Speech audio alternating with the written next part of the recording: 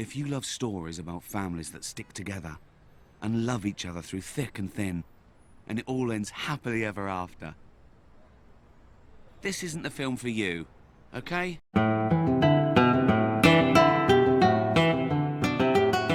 Netflix just released a new movie called The Willoughbys, based on a book by the same name. I have never read this book, but if it is anything like the movie, I can safely say I would enjoy it immensely. But why should you, specifically, watch it? Because The Willoughbys is wholesome and fun and a little bit dark and a great pick-me-up in these uncertain times. It is exactly what the doctor ordered. The tagline is, a family story for anyone who ever wanted to get away from their family, and if that isn't just the best thing you've ever heard, you can get right out of here. It deals with themes of abuse and neglect and doesn't shy away from how that abuse affects how children think and act, but it's also very big on the found family. Oh my god, the found family is so real here, I could cry. So what is the story? The Willoughbys are a set of 4 siblings, Tim the eldest, Jane the middle child, and the Barnabys, twins who share everything down to their name. Their parents, known only as mother and father, love each other very much.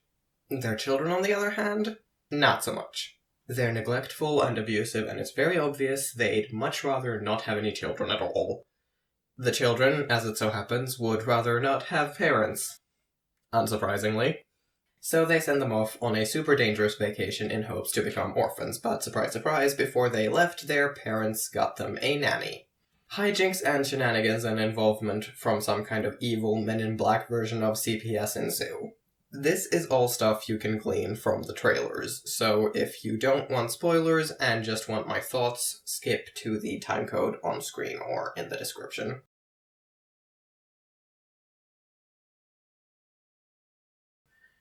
Just to summarize real quick, Jane finds a baby, brings her into the house, parents find out about the baby, are not happy, kick all the children out of the house, and will only let them back in if they return without baby. Jane decides they should follow the rainbow, which leads them to a candy factory where they leave the baby, but not before Tim names Ruth, because now they are the ruthless Willoughbys. Candy factory owner Commander Melanoff takes Ruth in. On the way back home, Jane comes up with the idea that they could orphan themselves, plan is set in place, and they make a travel brochure of all the most dangerous and deadly places in the world. Parents fall for a hook, line, and sinker and decide to go, but realize they can't leave the kids alone, the only sensible thing they realize for the entire length of the movie. They decide to hire a cheap bad nanny, actually hire the best nanny ever who just doesn't have the qualifications to demand that high of a salary. Jane immediately trusts Nanny, Tim does not, the Barnabys follow Tim's example for a bit, but Nanny wins them over by taking an interest in their interests and calling them Barnaby A and B. Nanny finds out the kids have been abused, and then finds out about Ruth. They take a road trip to Melanoff's candy factory, and Nanny is understandably horrified by the state of things. Melanoff is stressed out, new single dad, and candy factory is not baby-proofed. Meanwhile, mother and father are unfortunately surviving everything on their travels, and realize they are broke, so they decide to sell the house. Tim finds out because he stole Nanny's phone and reads a text conversation where he misinterprets her tone and contacts Orphan Services to have them come and get rid of her. Orphan Services arrives, surprise, surprise, Nanny's name is Linda, and she used to be an orphan. Orphan Services separate the kids and send them all to different families. Narrator intervenes and reminds Nanny what she's gotta do. Nanny breaks into Orphan Services to break Tim out. They have a really touching conversation and then zoom off to collect Jane and Barnaby's A and B. They realize that as long as mother and father are away, they're not going to get Orphan Services off their backs. So they head back to Melanoff's candy factory to build a flying machine to take them to Switzerland. The kids take off alone, fly to the mountain, find their parents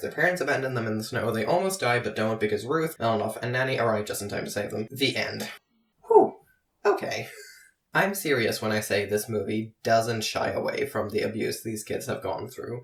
During the course of it, we see them being denied food, Tim get locked in the coal bin, all 4 of them get thrown out of the house until they find somewhere else for Ruth to live, like that's a task 4 prepubescent children should ever be saddled with. And last and worst, be left in the snow with no winter gear and no shelter.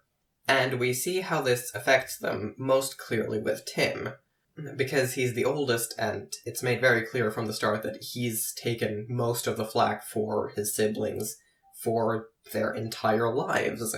He's mistrustful of authority figures, anxious and actively looking for the moment when Nanny is going to betray them and let them all down somehow. I've actually seen people complain that he's mean to her, which is honestly the most ridiculous thing I've ever heard because it makes so much sense for him to act like this, and also he's a child. Like, he's an abused child.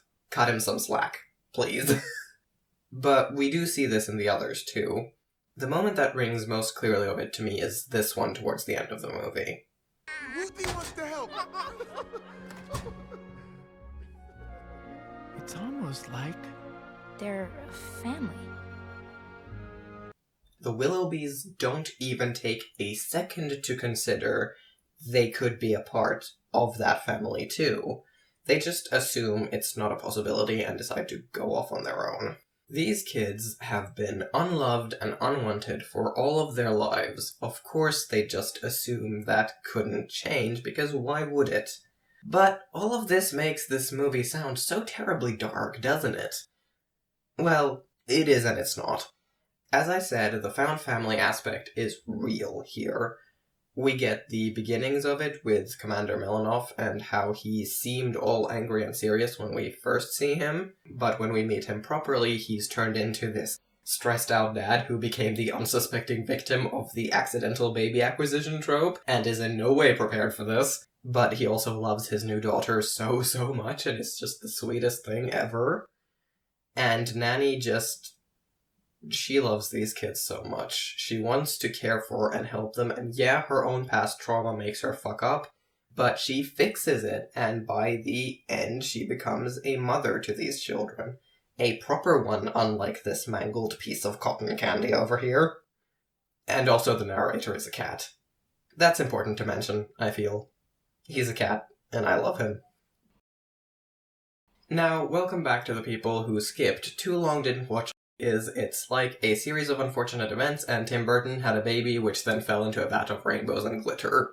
Anyway, story fun and engaging, characterization good, especially for Tim and Nanny, but also Jane, I feel. Everyone else kind of feels like a secondary character, which is unfortunate for the twins, but I'm otherwise okay with. Some criticisms, again, going back to the twins, I kind of wish that we had gotten a little more time for them to actually establish themselves as separate characters and not a single unit. But realistically, that's going to take time both in actual years of their lives and more time than this movie had to work with.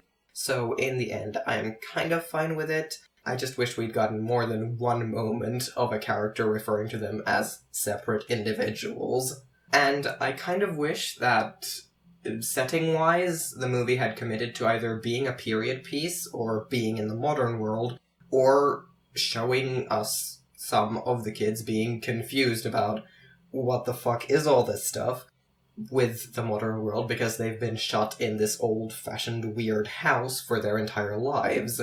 Or they could have gone with, like, just weird anachronistic world that just works, a la Lemony Snicket's. That, I think, could have worked very well for this particular story. Now, before I close this out, I have to take a moment to talk about the animation. Look at this.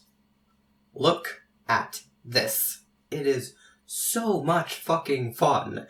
The whole thing is a treat for your eyes. I love the yarn texture to the Willoughby's hair and the character designs and just everything. Good art. Love it. The whole movie just glowing with personality. I give it a solid 8 out of 10. So yeah, go watch the Willoughbys. Thanks for watching this video, and I hope you stick around. Bye.